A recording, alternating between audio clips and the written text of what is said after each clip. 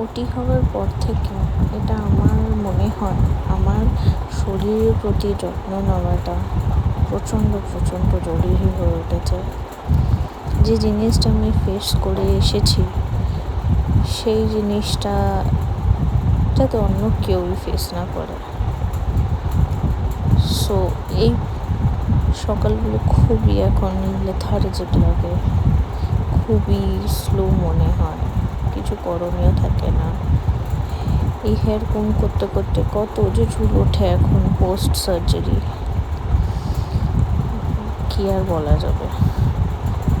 কিন্তু মাথার মধ্যে অনেক টেনশন থাকে যে কী করে তাড়াতাড়ি সুস্থ হয়ে উঠতে হবে, কী করে কী করতে হবে।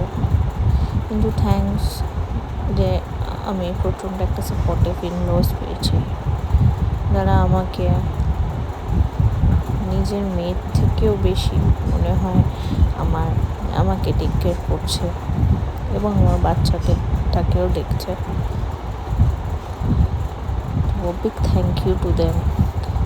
হোপফুলি খুব শিগগিরই will be back with the same energy, with the same pace and everything.